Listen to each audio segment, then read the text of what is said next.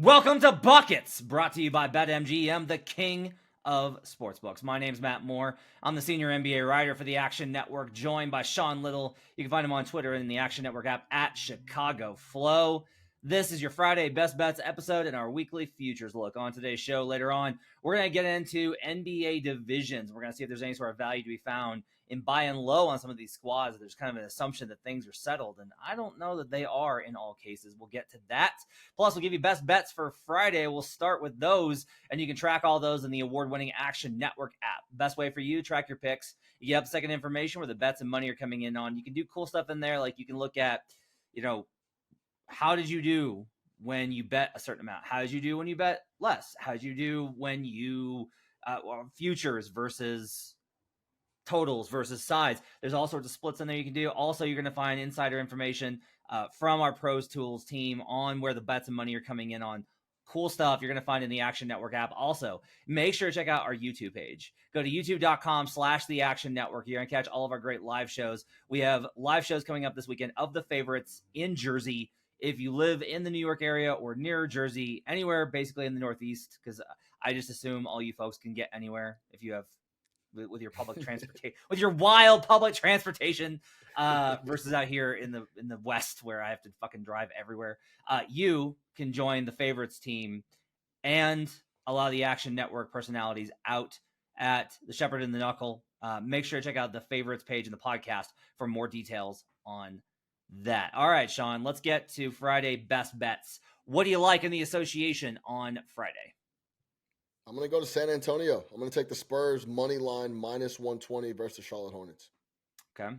I am laying the wood. I am taking the Minnesota Timberwolves -13 versus the Portland Trailblazers.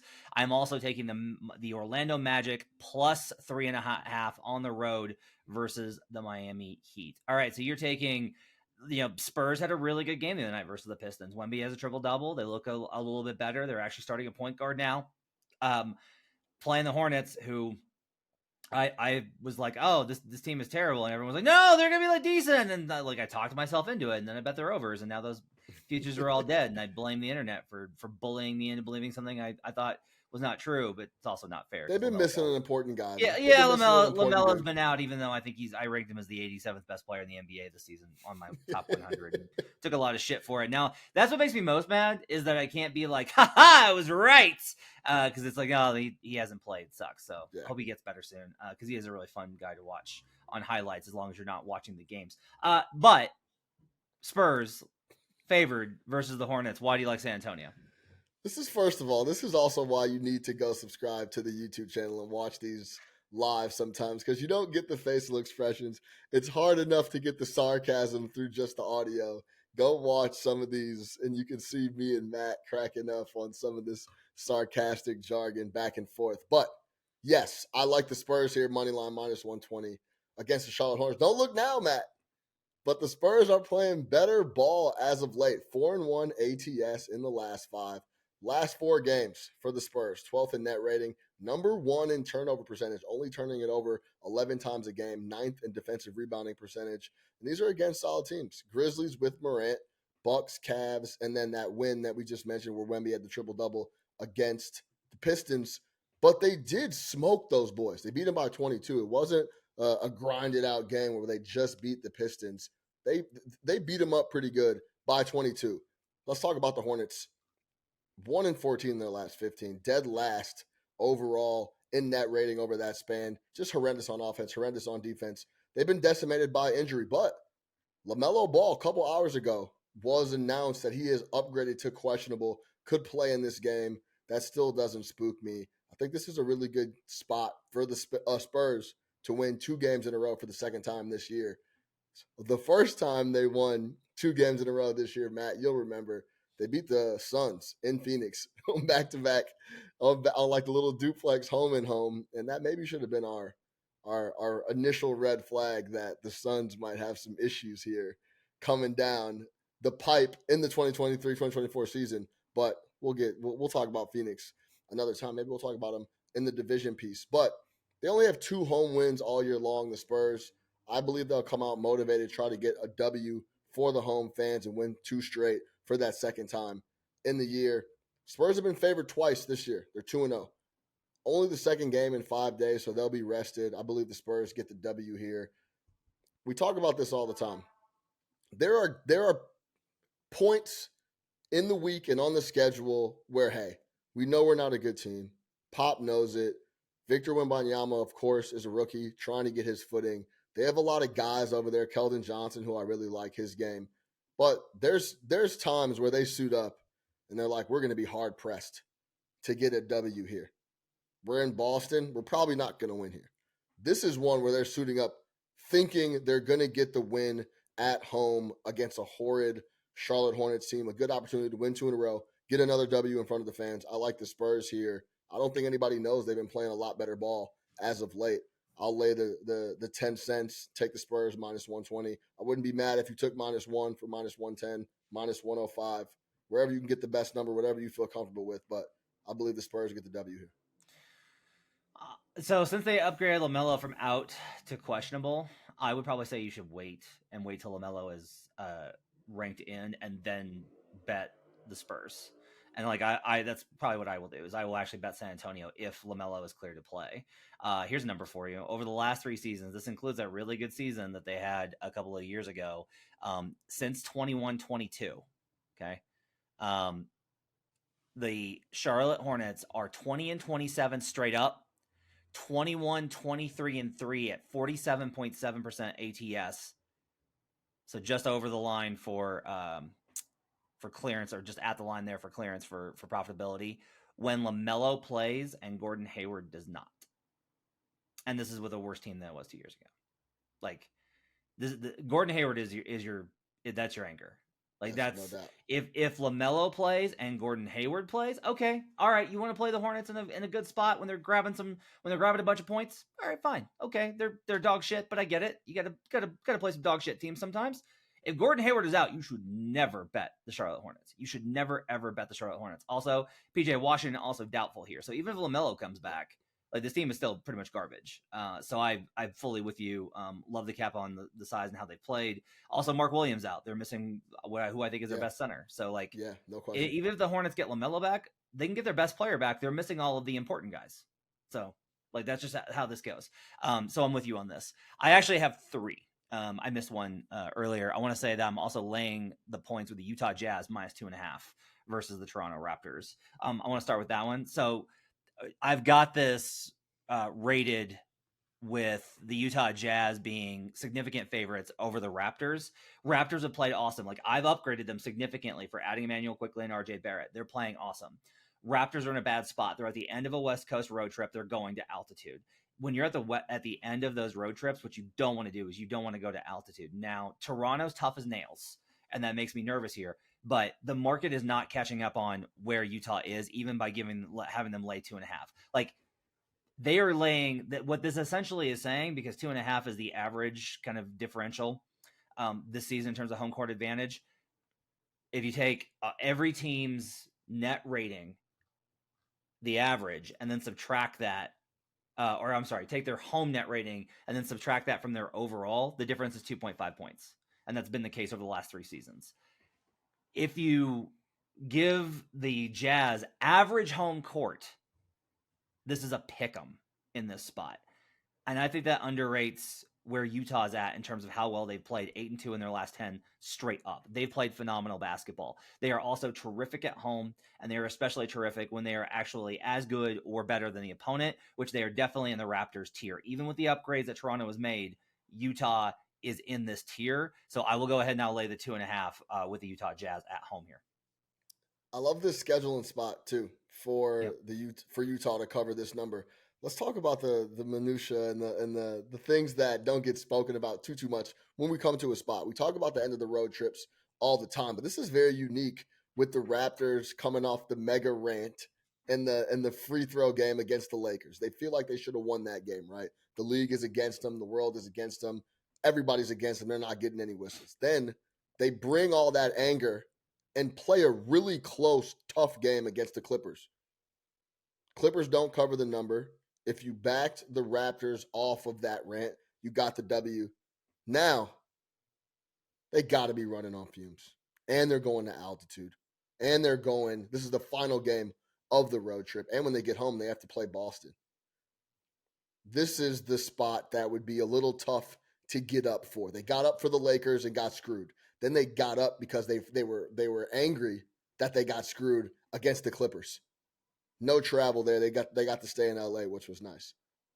Now it's the final game of the road trip, and that's before they have to go home and play Boston. This would be a tough game for them to get up. And yes, similar to what I believe in the Spurs the last few games here. It's a short sample size, but 4 games they played well. I laid out the teams that they played. Those are some solid teams here in the NBA, especially with Ja in Memphis and how he was playing.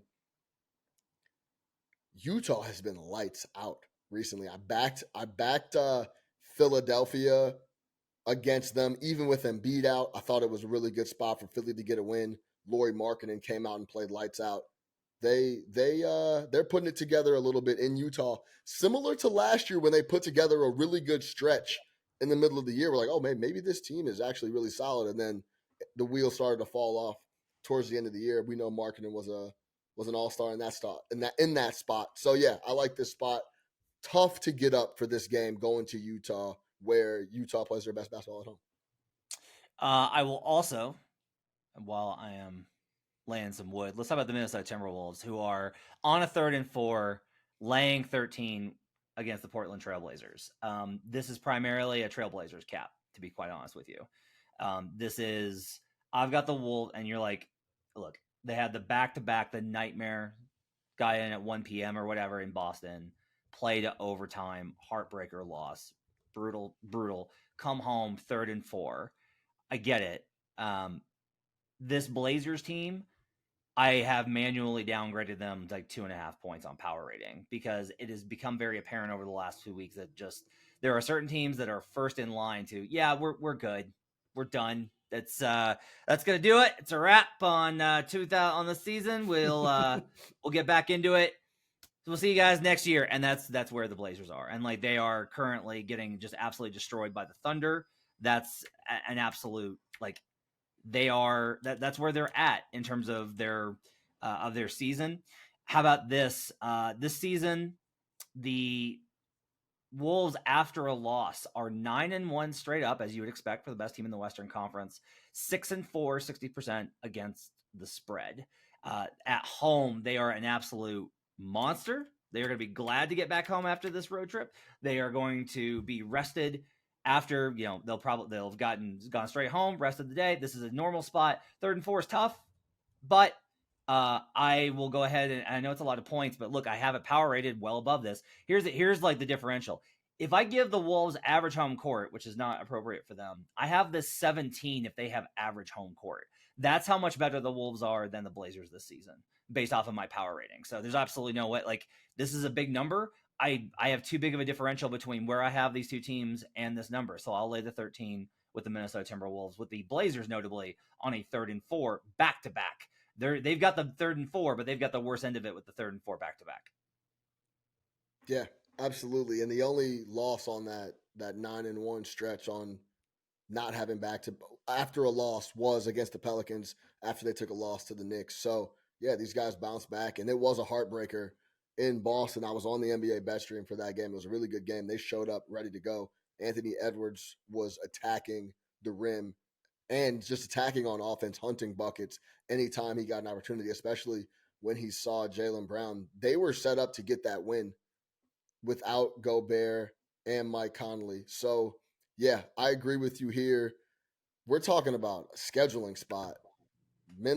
Portland has been on the road forever. It's going to be four games in 6 days, I believe, when they end up playing Minnesota. This is a really bad matchup for them as well. Yep. I definitely couldn't be on the Portland Trailblazers. It's tough I was actually thinking that the Thunder would have a hard. Every time I think the Thunder aren't going to get up for a game, Matt, I know. They get up for the game, no problem. It's like they're ready to go every night. Doesn't matter who it is. They were coming off a 4-game road trip. They closed it in Miami, got a great win. Closed the game just like they do every night. And in the fourth quarter to the over, they're like 14-3 or something. They just pour it on and continue to compete possession by possession to close games. So I'm like, oh, perfect. This is a tough spot here. Jay said, take the name off the jerseys. We were talking about it. Thunder go to Miami, get a big win, and then they have a back-to-back at home against Portland. That's about as let down as you get. Doesn't matter for those guys. Portland is just really, really bad. Minnesota is not gonna coming off that Boston game as well, is gonna be looking to bounce back and get a big win, and this is a good opponent to do so. All right, finally, I am going to take the Orlando Magic plus 3.5 on the road versus the Miami Heat in the battle for Florida. So I've got this power rated with Heat somewhere between minus, like, juiced towards Miami pick'em and 1. So I'm getting about 2.5 points of value here with a conservative estimate towards the. If I give the Heat a little bit more credit, I've got some interesting trends here. So this season, when the Magic allow fewer threes per game than their opponent, okay? So this is not how much, or I'm sorry, this is when their opponent allows more threes than they make. So if the opponent has a 3-point deficit, let's look at it that way. The Magic are 13-5, 15-3 against the spread. Okay, that's a meaningful stat. Orlando's a defensive team. That's what they want to do. They grind it. They have trouble scoring. They get outpaced by teams that can score really quickly, really easily, and they will have a hard time keeping up in those spots. The Heat offense is good, but it's not necessarily high volume 3-point. So the Heat wind up giving up more than they're giving up more threes than they create on their own, and that creates an opportunity where we have a trend that favors the Magic. If we look at offensive rebounds, when the Magic have an offensive rebound advantage on average, when they average more offensive boards than their opponent, 13-12 straight up, 16-9 against the spread though at 64%. So they've been really good in that spot. Off of a loss, the Magic 7-8 straight up, 10-5 against the spread, 67% against the spread. And finally, I got one more for you, which is so you take team totals, and when the Magic, when their overall average of points allowed below the team total is better than the opponent, so they basically outperform opponent team totals better than the opponent does. Like, are they a good defense is a good metric of this, basically. Yeah. Are they a good defense versus the market is maybe a better way to establish it. Magic are 20-16, 24-12 against the spread at 67%. So I've got 4 trends here at 60% plus, and I make this, and I'm getting no Jimmy Butler, and I'm getting a Miami Heat team that's always going to get a little bit more respect. We see that in division market, and I get it. Orlando's shorthanded. No Jonathan Isaac, no Franz Wagner in this one. He's still out with an ankle sprain. Don't care. This Magic team with Jalen Suggs, Cole Anthony, Paolo Banchero has proven it with big wins versus the Nuggets, etc. I will go ahead and I'll grab the 3.5 points with the Magic here versus the Heat. 1 Wagner, 2 Wagner. What's the difference? I used to disrespect Mo Wagner so much. I hated his game. I hated everything about him. And year in, year out, as he gets a little older, he's gotten a lot better. So I gotta give Mo Wagner his flowers. He's been impactful as well. And also, the Magic only allow 20.67 points per game. That's top 4 in the NBA to center. So if you can neutralize Bam a little bit, if you can neutralize Hero a little bit, then we're really asking a lot out of Jaime and Duncan Robinson and Kevin Love off the bench to fill it up. Now, offensively, they have looked really good without Jimmy the last couple games. They looked really good against Houston in a W. And I was on the over 234.5 against the Heat, or against the Thunder, and they blew through it. So the ball has been moving, but they're not very deep. So if you take away one of those guys offensively, where that's the Magic's bread and butter, and you're asking Miami to win on margin, it's tough. It's a really tough situation against a familiar opponent. Yeah, it's a small spread, but I'll go ahead and I'll grab the points here with Orlando. I'll probably play them on the money line as well. This podcast is proudly presented by BetMGM. Use bonus code ACTION when signing up to get $158 in bonus bets when you bet $5. For new users in Arizona, Colorado, Illinois, Indiana, Iowa, Kentucky, Louisiana, Maryland, Massachusetts, Michigan, New Jersey, Ohio, Pennsylvania, Tennessee, Virginia, West Virginia, and Wyoming. Terms and conditions apply. Must be 21 or older. Gambling problem? Call 1-800-GAMBLER. Let's talk about some divisions. As we do every week, we take a look at the futures market and use that to talk about the league. And I think that I was looking at the futures market this week. I did put a bet in on a parlay that we'll talk about.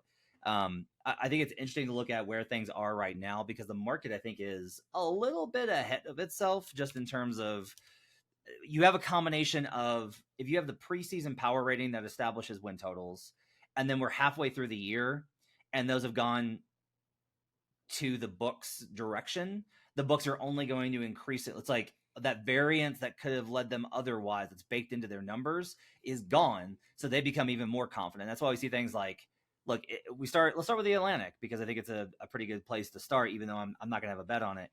You know, the Celtics are already they're currently getting housed by the Milwaukee Bucks as we record this, in a spot where I definitely took the Celtics because they've been great on back-to-backs, and I was like, okay, it's 5-7, but it's not that bad a spot. That was dumb as shit, and I regretted it immediately, and they got destroyed. But so the Celtics are only going to be 5 games up on the Philadelphia 76ers. That is a significant margin with 40 games plus left to play.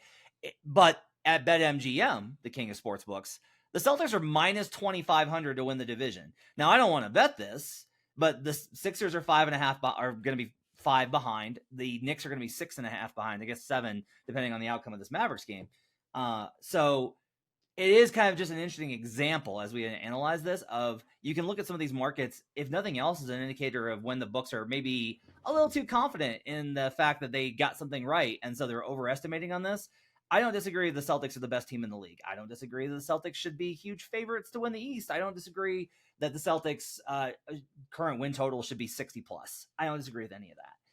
It's just simply a matter of it's an interesting perspective to look at. Has Boston had any real sustained stress, adversity, etc.? And if there are unforeseen events that occur that could tighten this, what does that suddenly look like? And is that relative to what this number reflects? In my opinion, it's not. Now, again, I don't want to bet this, Sean, but I do think that this is a good place to start a discussion of the divisions, just with, I don't think the Celtics should be minus 2,500, even if I don't want to bet the other teams. Yeah, I think it's a good point on how you laid it out. If it's almost like, see, we told you these guys were going to be the favorites in the Atlantic, and now we're going to, if you like try to throw them in a parlay, try to do whatever you want to do, you're not going to get any value out of the Boston Celtics. We've been saying this for multiple years now. If you want to back the Celtics at any point, anytime, any place, anywhere, any angle, you are going to pay the tax on it. Even in this spot, 5 games in 7, they're probably coming off their toughest game of the year. Yes, they get the 18th win at home. They go to Milwaukee. Dame is for sure ruled in. The number goes from 4.5 down to like 2. It's on the move in Boston. They're taking dollars in every way, shape, or form. So yeah, if you want to back those guys, you're gonna pay the tax on it. But it is a good spot to start the conversation because how do I say this? I don't want to say that the books, when they're right, they will let you know that they feel like they're right, and they dare you to go against them in some spots. And sometimes it is a very steep hill to climb with 40 plus games left, but that's a good example and very well put that, yeah, we told you they were going to win the Atlantic. Here you go. Go ahead and take Philly if you like them so much. Oh, they're only 5 games back. Here you go. We'll give you a big number to entice you to do it. This may also be built off a liability, right? Where they may have just taken so much money, both preseason and early season, for them to win the division when they look so good after the Porzingis trade and the Drew Holiday trade, that they may just be like, we just can't take anymore. So we're going to put this at 2,500. Right. I will say, like, again, we'll see what happens. Like, the one game wasn't going to determine it. Like, should the Knicks be plus 6,600 when they're back 6 and they have OG Anunoby and are rolling, and I think that they probably make another deal, whether it's for additional center depth, say with I'm just pulling out a name here, Daniel Gafford, who I reported this week the Knicks have interest in, Yeah. or No. Yeah. if they get Mitchell Robinson back, or if they add another star. Like, I just the Knicks are in position to be one of those teams where like, oh, we thought they were good, but like no, like they went on a psycho January and went into the All-Star break like 2 back of the division. My only problem is I'm just like, yeah, this is one of those, we talked about this on Sunday, which is the tasty CLV meal, where it's like, oh yeah, I may get great value on the Knicks' CLV at 6,600, and I could just nom all day long when they finish plus 400. Right. I was almost right. Almost This right. is the wrong business to be almost right in. This is not the business. One thing that's really interesting about the Knicks, coming into the game against the Dallas Mavericks, they're losing at the moment as we record this, but I think they closed -4 in that game. There was an outlet that released something, a big outlet, that according to their numbers, the Knicks are going to be favored in the next 17 games. So Woo! there is a very big chance they could run off a ton of wins, 13-4, something of this nature. And who knows? I know Boston is a juggernaut. Things can get shaky at any point. An injury can happen. Let's be honest. Tatum goes down or Porzingis goes down for a stretch. Derek White goes down for a stretch. There is so much time where I am watching the Boston Celtics and I am confident Derek White is the most important guy on the floor, bar none. Tatum included, everybody. He's so important to that team. He goes down, things can get spooky over there. But Embiid is hurt at the moment. So interesting spot. 66-1 is potentially a big CLV sandwich if they could get really, really hot coming down the stretch, but it's probably too long for sure. The Central Division, the Bucks are -700 at BetMGM. Cavaliers are +700. Pacers at +1800, with Hallie set to miss at least a couple of anywhere between, I don't know, like 4 and 10 games at least. Bulls obviously +15,000. No bet there. This one, I am a little bit more confident that this one is wrong. Okay. I'm gonna do it again. Sean. Your boy? No, I'm gonna bet the fucking Cavaliers again. Yeah. Your boy. Look, they keep hanging. Like, they're good. It's extremely frustrating that they're probably going to go under on their win total. After we were very heavy on them at 22 and 15, this team is top 10. So like at Dunks and 3, schedule adjusted, the Bucks are 9th in schedule adjusted net rating. The Cavs are 10th.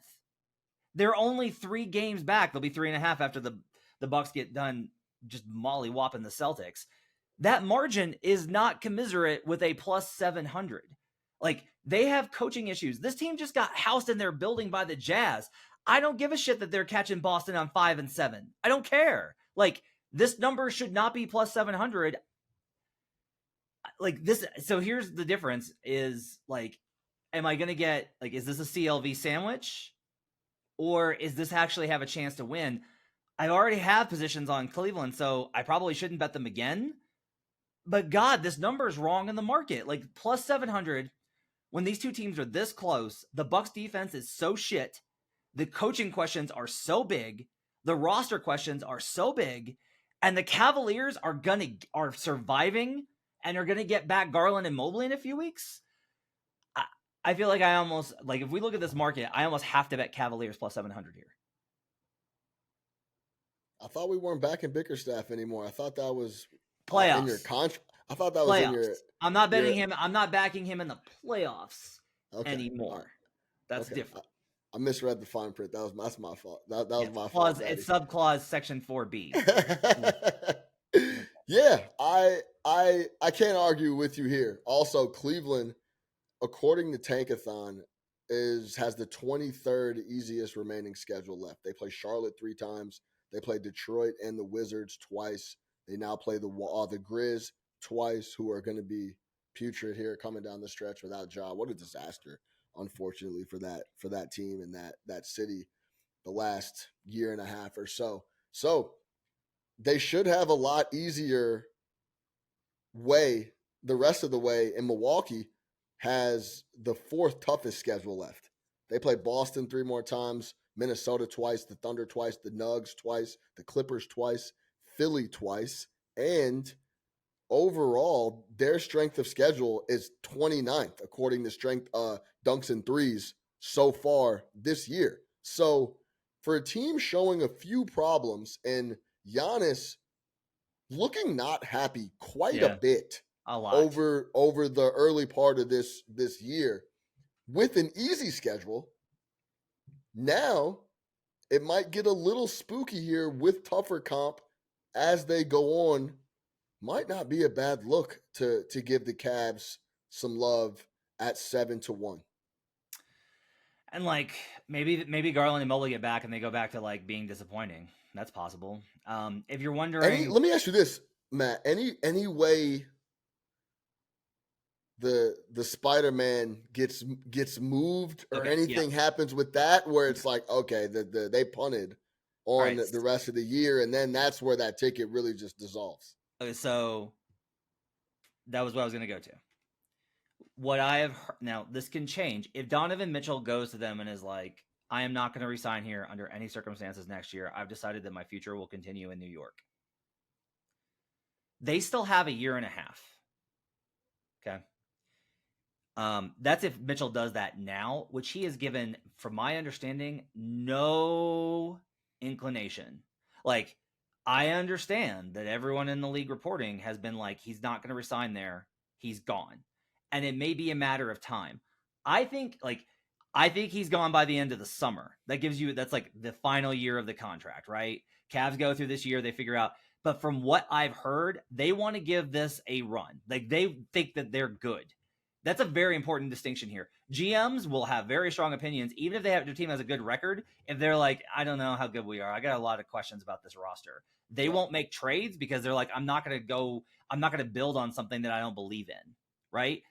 Versus if they're really bought in, even if it's like, yeah, there's a lot of questions here.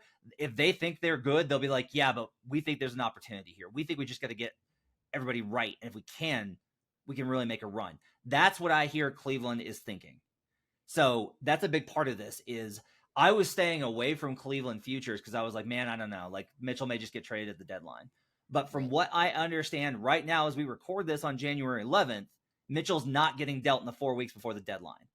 And if he doesn't get dealt, that increases, I think, the value on this, because I think that's partially baked in, is like, oh, Mitchell may not be there. And I'll tell you this, if they trade Mitchell, I have a very good feeling that they're probably going to wind up with a very good replacement component, regardless of who that is. I would actually suggest looking towards, if the Hawks were to move DeJounte Murray, that could be, if he's not already dealt, that could be a very easy swapperoo. That said, all of that, I feel confident Mitchell's not going to get traded, which is part of my cap here. If he's not going to get traded and we're getting Mobley and Garland back and they're already surviving, this number has to have value at plus 700. Yeah. There's a couple other spots in the market too that you can get better than plus 7. So look around if you're taking that seriously. Southeast Division, Heat are minus 275, Magic plus 200. The Hawks are 28-1. Pass. And the Hornets are 50 bazillion thousand. So these two teams are tied, the Magic and the Heat. You want to talk about anchoring to preseason expectations, right? Like, oh, Heat came back and got back to the top of the division. Like, oh, we knew it. We knew that they were better. Like, we knew the Magic weren't really that good. We knew they were going to fall back to earth, even though Orlando has had all of these injuries. It's plus 200. I don't know, like, it's tough because I don't want to bet a lot on this because it's a short number because it is tight. But I do kind of feel like Orlando has a very good case here, that with Miami so injury prone and Jimmy having ongoing issues, comes back, then goes back out again. I feel like there's maybe a little bit of an opportunity here on Orlando who's only going to get healthier. They will get Jonathan Isaac back. They've gotten Markel Fultz back. They will get Franz Wagner back. They'll get all these guys healthy, and they'll be in a good position. Plus, they have some trade assets, and Jalen Suggs is balling right now. I think Cole Anthony might be sixth man of the year. So for me, it's magic or nothing in this division. I wonder what happens to this number if the Magic get the W tomorrow. Does that change that number? Because they only play these guys one other time after that. They play them tomorrow, and then they play them Tuesday, February 6th. So it's an interesting little wrinkle there on what could happen to Price after. It's the Heat have owned this division for so long, and the Atlanta Hawks are so hated. And it's very easy to look at Orlando as a nice, fun story. Do they come knock off the king? Do they have enough? Does Miami care enough coming down the stretch? That's another big thing as well. But they hung on last year. The Hawks kind of were nipping at their shoestrings coming down the stretch, but they hung on and got it done. This is a tough one because I actually really believe in Orlando. I think they're really good. I think they're deep. I think they play backcourt defense, which you need in the NBA, and that's something that they enjoy doing. They have a lot of guys that just enjoy playing D. Like that's what they do. Similar to, that's why I think Tibbs wanted OG Anunoby so badly. It's like this guy just he has no problem just playing D all day. Like give me that dude all the time. Yeah. And Orlando has a lot of guys in the backcourt that feel that way as well. So this is a tough one because I have a really hard time fading Miami, who has shown they could play well without Jimmy. And Jimmy is an easy guy to incorporate if things need to change or if he doesn't need to score, he's willing to let guys do their thing. Tyler Hero, Jaime, and the rest of the crew. So I feel like this is fairly priced. If you want to back Miami, we're gonna tax you a little bit. And Orlando was good enough to have respect where we'll let you double your money here if you really want to take the Magic this early in the year. So this is one to keep an eye on. I can't print a ticket on either side here, but I think this is fairly priced. Let's go to the Southwest Division. I have a parlay on three teams in the Western Conference on a division. Part of it's a hedge against a prior position. I'll explain that in a second. Let's talk about the Southwest. So the Pelicans are minus 120, Mavs plus 130, Rockets plus 650, and Grizzlies have fallen to 25,000. No job for the rest of the year. Obviously don't want Grizz. Spurs are not available. Yeah, Spurs not available. Don't want Rockets. I don't want Rockets. Like they're good, but they can't win on the road. They've had real problems with that, and I got to stop betting them on the road. So it's Pelicans, Mavericks. And if we look at the standings, the Pelicans are 23-15, 7-3 in their last 10, the hottest team in the league. Just got done absolutely smoking the Warriors in the Bay. The Mavericks are game back at 22-16, again, pending the outcome of tonight's game as we're recording. I went ahead and I put the Mavericks in the parlay. And it's not that I don't believe in the Pelicans. I do.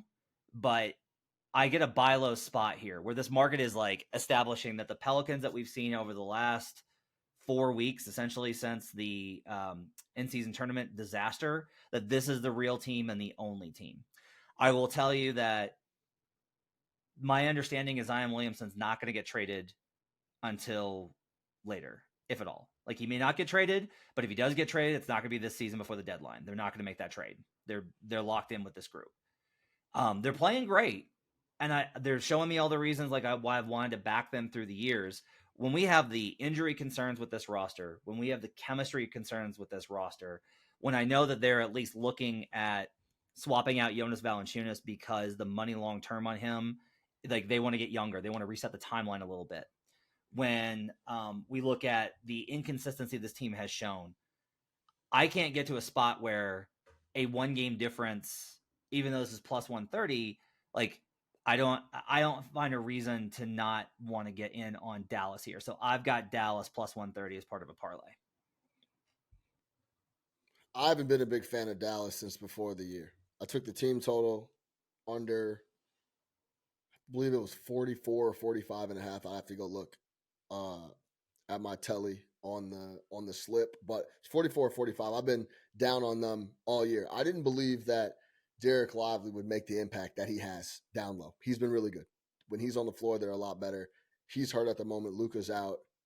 I shouldn't think the Kyrie Luka thing can carry them. Now, they played the softest schedule to start the year, and it's been soft to date. According to Dunks and Threes, their strength of schedule is 28th in the league.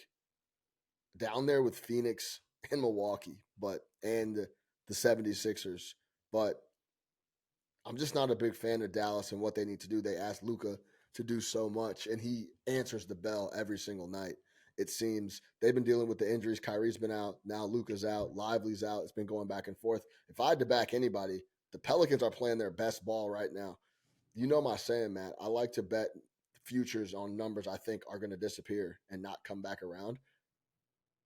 Pelicans have won 6 of 7. They're starting to put it together a little bit. I think they're going to start to creep away a bit in this division as the schedule gets tougher for Dallas. This is the slip I would print if you're looking to bet a divisional spot. I would take the Pelicans right now at a short 20 cents minus 120 at BetMGM.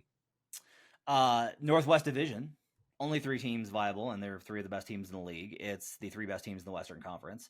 The Nuggets are still favorites at plus 135. The Wolves are plus 155, and the Oklahoma City Thunder are plus 240. Right off the bat, Nuggets are a no bet. Like, I'll just tell you right now, the Nuggets are a no bet. If you want to bet Nuggets, wait till after this road trip, because they're about to go on they're in the middle of their next 10 games are basically East Coast road trip, got Celtics and Sixers home, then Sixers and Bucks, then Thunder. Like, it is a murderer's row of opponents for them over the next 10 games. There is a very good chance that this number will creep down and the Nuggets will no longer be favored, and you can get them at a better number than plus 135. So I'm fine if you want to say I still think Denver will be the best team in the division and in the conference by the time that we get to April. That's fine. Don't bet it now. Wait until after these 10 games, because their win probability over the next 10 games is so much lower than it will be on average the rest of the year. They have only 4 back-to-backs the rest of the season. The Wolves have 9. They have a really easy rest schedule the rest of the way. The Nuggets will have a stretch where they play a ton of games at home on rest, and they will probably perform better, but you want to wait until for the next 2 weeks. Wait until around February 1st, and you'll get a much better number on this. Now, if you listen to the preseason episodes, you know I've got a big position on the Timberwolves to win the division. Looking great there, right? Wolves already have a win versus the Nuggets. They're in prime position, best defense in the league, phenomenal start, have started to tail off a little bit, but they've got a chance here to just like fight their way to the end. So, with already having a Wolves position, I did take the Oklahoma City Thunder plus 240 here to win the division. It's the second leg of the parlay with Dallas.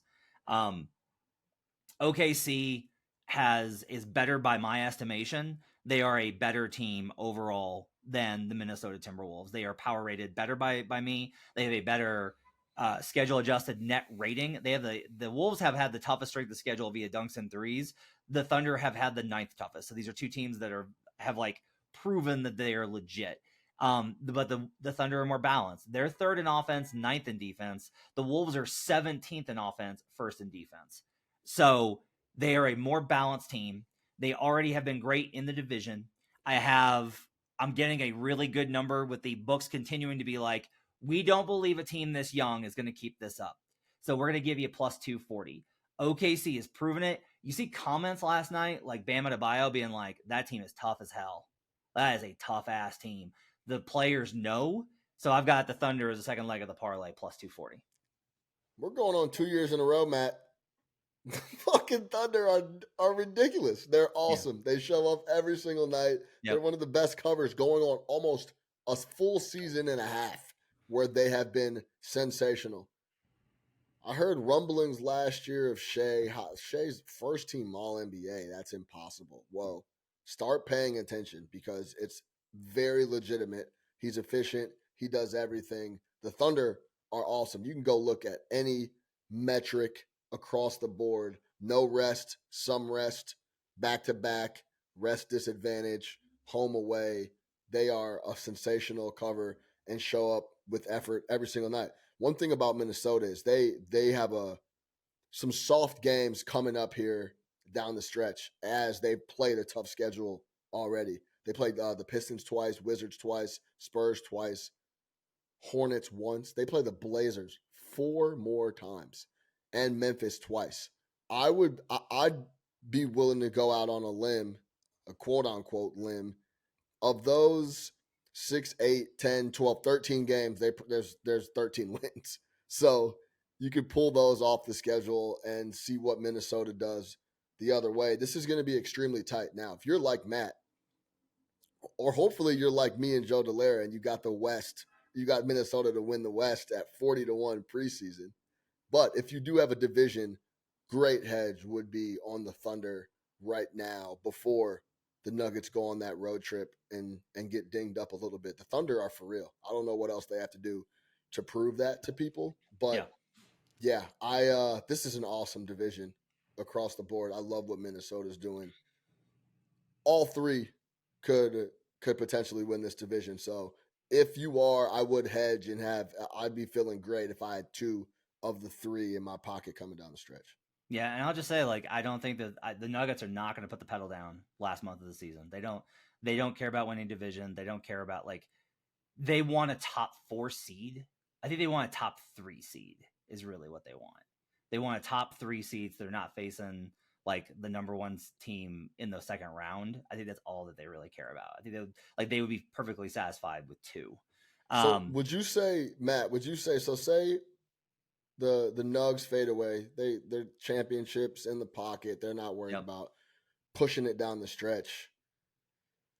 You trust Oklahoma City more down the stretch because they're a little more balanced than Minnesota? Yeah, like we started to see like Minnesota's kind of started to slide like a little bit, right? Like that game versus the Celtics was awesome. They performed so good. Like this team's great. Like I could say that they're sliding, and that means that they're sliding from being the best team in the league, which they were for the first 4 weeks of the season, to being a top 6 team in the league. Like they are legit. They can make a Western Conference Finals, and once you're there, who knows, right? Like you're within range, and it's awesome. Go Bears! Like it is all there for them. But if I look at their recent performance, when we look at like the apex and then like we're expecting a little bit of a dip, a regression to the mean. Instead, what we've gotten is OKC got to the apex, and like you mentioned, like we're like, oh, well, they're gonna level off a little bit, and OKC's like, fuck you, like we're just going, we're just winning games. Yep. They're not gonna disrupt anything with a trade. Nothing's gonna get wonky. There's no agendas. So for me, like that's why I think I like all of those things. Plus the numbers make me like the Thunder a little bit more there. Finally, Pacific Division. So after the James Harden trade and after they got destroyed in Denver, I wrote a column that was like, hey, they're going to figure this out. Like they're going to get to be they're going to figure this out and they're going to be okay. And then I started to see them, and then they moved Russ to the bench. And that's when I was watching these games and seeing how they play and their overall performance, that's when I started hitting Clippers division. And I've hit Clippers division 4 or 5 times. And I've got a sizable position now on Clippers to win the division. They are now heavy favorites at minus 250. That's honestly probably a little bit heavy, if we're going to be real. Like that's a little bit heavy, in part because, like we said with the books, this is the opposite effect, where the books had such confidence in the Suns, the Lakers, and the Warriors. All those teams had 47.5 win total or higher, and all of them are basically, or in the Warriors' case, kind of dog shit, right? And so because they're so off of that, like, well, we were way wrong. And the liability from the Clippers, which I'm sure they took in the aftermath of the Harden trade and how they've played. So now that the Clippers are heavy favorites at minus 250. But this ignores one team, which is the last team that I put in the parlay leg, which is, despite not being a super confident, how are the Sacramento Kings in this market plus 350 when they're back a game to the Clippers? Now, what I've basically gotten here is I've taken 3 teams in this parlay, and if you listen to the show, you know I'm always betting this stuff like throughout the year. You can track it in the app. I've gotten 3 teams that I think are buy low spots. I'm getting the Mavericks when everybody's high on the Pels. I've got the Thunder when the books are still like, yeah, you're too young, we don't believe you. And I'm getting the Kings when everybody's like, holy shit, the Clippers. Now, I think the Clippers win this division, but if we're talking about like what the best value to bet in this division is right now, like undeniably, it's the Kings at plus 350 when they're back 1 game, are 5-4 in the division, And they are still a really good, like the Kings are still really good, and they're looking for big upgrades. They want to try and get Pascal Siakam. They want to try and get a big forward to go with them. They may wind up with Tobias Harris after the deadline, which I think would still be an upgrade over Harrison Barnes. Like the Kings are in business. They want to go for it. And so I get them at plus 350 as part of this parlay. That's why I've got the Kings as the last leg in it. And if I'm recommending any bet from this division, it's got to be Kings. Yeah, I agree with you. If you're going to print any slip right now, it'd have to be the Kings at 3.5 to 1. If you pull up the Action Network NBA Futures odds board and go to the Pacific Division, there's a book on there that has the Clippers to win the Pacific all the way up to minus 305. Woo! So the fever pitch on the Clippers, it's starting to get there a little bit. Now, I'm on record saying a few times, we crushed James when they were bad. You got to give them their flowers now that he's got those boys rolling. They have been playing really good, and defensively they're deep. So I do like the Clippers to win the division as well. But let me ask you this, Matt. What do you think? Are the books saying that I don't care if the Kings are a game back or not? The Clippers are going to continue to keep rolling here. Kawhi, outside of a few games missed with the hip, has been playing every game. He's been locked and loaded. He did just get his money now, so I hope nothing changes with Kawhi now that he signed a little 3-year, 150-plus extension. But is that the thing? It's like, yeah, I don't care if they're a game back. I don't care if this is tied. That the Clippers are going to eventually pull away from this with all the guys playing. And then are they just trying to bait you in to take in the Kings? So schedule adjusted, Clippers are 7th in net rating, 9th in offense, 11th in defense. Kings are 16th in net, 11th in offense, 20th in defense. So like a power rating perspective, I get where they're coming to here. Like you can actually like take these numbers and be able to pull them out into extrapolations of a power rating. And like it makes sense that you would have this kind of differential because the Clippers look like an NBA title contender, and the Kings look like a pretty good regular season team. And like, there's some concerns in Sacramento. I'm not denying that there are, but I am partially kind of like, yeah, but the Kings aren't going to, I don't think the Kings aren't going to spiral off into oblivion. Now, like if you want to buy the Suns, you are buying really low on them too. You're getting them enough with the Suns. But look, they're 5 games back. Enough with the Suns. I know. Well, I don't want to hear about the Suns until I see anything that would give me a reason to support them in any way, shape, or form. I mean, I want to say I know we're talking divisions, but if you pull up the Western Conference, and this is also a liability thing. Always keep that in mind about the liability aspect. But at BetMGM, they're 550 to win the West. The Thunder are 900. The T-Wolves are 850. Yeah. The Lakers are even down there at plus 1,400. So I know they're dealing with a lot of liability on the Suns and after, acquiring the big three. But I have no faith in those dudes whatsoever. I have no reason to believe they're going to put it together, especially for the division. I talk about this a lot, which is like, look, if you're going to buy low, it's never going to be comfortable. Sure. Like if you're really going to buy low, you're buying low when it's like when nobody wants it, right? And nobody wants these teams right now. Lakers are probably like they're 5.5 back. Is that, can you not come back from that if Kawhi does miss time, if PG misses time, if Harden, you can get there.